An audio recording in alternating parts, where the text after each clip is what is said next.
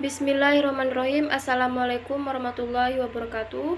Perkenalkan, nama saya Ilasari. Saya jurusan Pendidikan Guru Madrasah Ibtidaiyah. Saya semester 5. Baik, di sini saya akan menjelaskan materi pembelajaran saya kepada dosen pengampu Ibu Siti Maria MPD dengan mata kuliah pembelajaran Al-Quran Hadis. Baiklah, langsung saja saya akan jelaskan. Rencana pelaksanaan pembelajaran atau RPP meliputi nama sekolah, satuan pendidikan, kelas atau semester, mata pelajaran, materi pembelajaran, alokasi waktu. Yang pertama, nama sekolah SD 003 Sedanau, Kecamatan Bunguran Barat, satuan pendidikan SD atau MI, kelas 4 semester 2, mata pelajaran pembelajaran Al-Quran Hadis.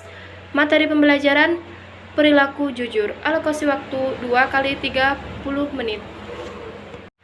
Standar kompetensi atau SK, yaitu menghayati dan mengamalkan ajaran agama yang dianutnya, mengembangkan perilaku atau jujur, disiplin, tanggung jawab, peduli, santun, ramah lingkungan, gotong royong, kerjasama, cinta damai, responsif dan proaktif, dan menunjukkan sikap berbagai bagian dari solusi atas berbagai permasalahan bangsa dalam berinteraksi secara efektif dengan lingkungan sosial dan alam serta dalam menempatkan diri sebagai cerminan bangsa dalam pergaulan dunia.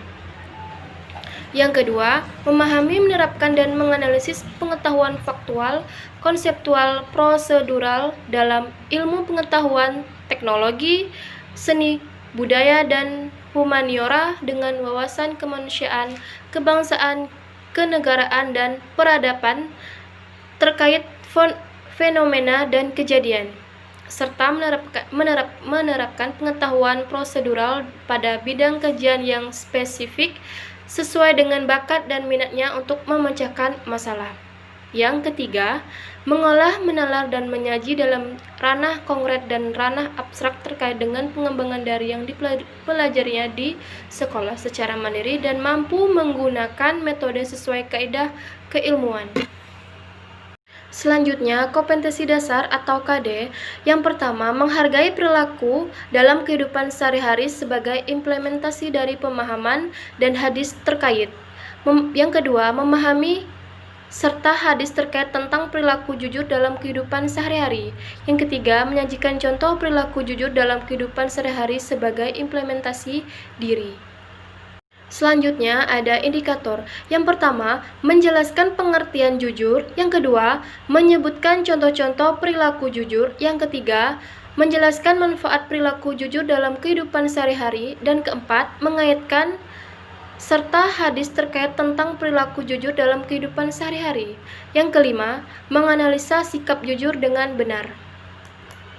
Baiklah, selanjutnya kita akan memasuki materi pembelajaran, yaitu pengertian jujur.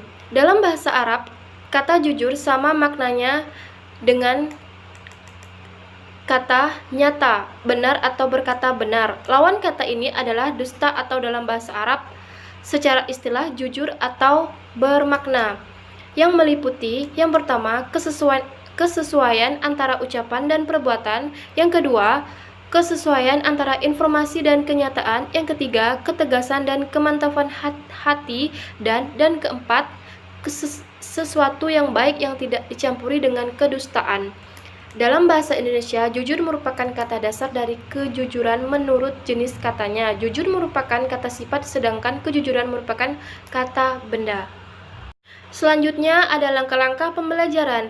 Pertemuan pertama yaitu kegiatan dan meliputi pendahuluan. Guru membuka pembelajaran dengan salam dan berdoa bersama.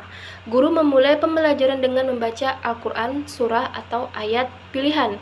Yang ketiga, guru memperlihatkan kesiapan diri dengan mengisi lembar kehadiran dan memeriksa kerapian pakaian, posisi dan tempat duduk disesuaikan dengan kegiatan pembelajaran. Dan keempat, guru memberikan motivasi dan mengajukan pertanyaan secara komunikatif yang berkaitan dengan materi pembelajaran.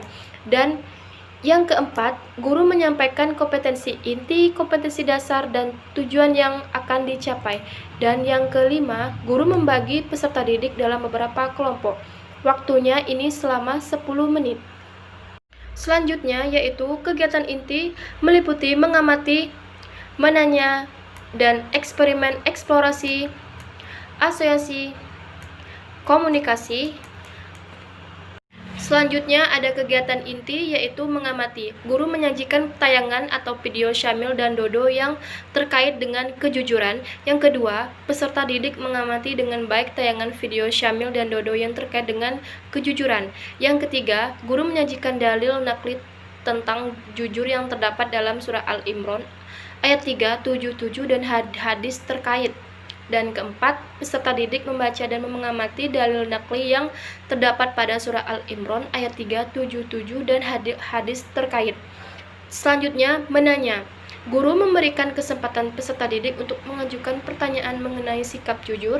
Yang kedua, guru memberi kesempatan kepada peserta didik untuk mengajukan pertanyaan mengenai dalil-dalil nakli tentang sikap jujur.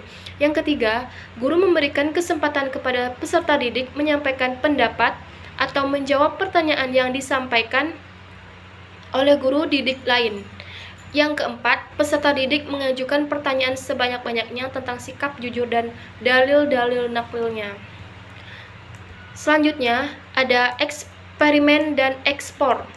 Yang pertama, secara individu mencari jawaban dari soal yang berkaitan dengan video. Yang kedua, secara individu mencari contoh-contoh nyata jujur dalam kehidupan orang-orang terdahulu maupun saat ini. Yang ketiga, mendiskusikan manfaat jujur dalam kehidupan.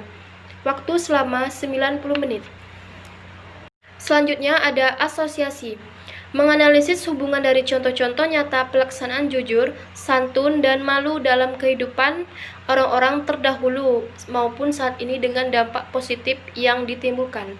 Dan komunikasi, memaparkan diagram hubungan dari contoh-contoh nyata pelaksanaan jujur dalam kehidupan orang-orang terdahulu maupun saat ini dengan dampak positif yang ditimbulkannya. Yang terakhir, kegiatan penutup. Yang pertama, di bawah bimbingan guru, peserta didik menyimpulkan materi pembelajaran secara demokratis. Yang kedua, bersama-sama melakukan refleksi terhadap pembelajaran yang telah dilaksanakan.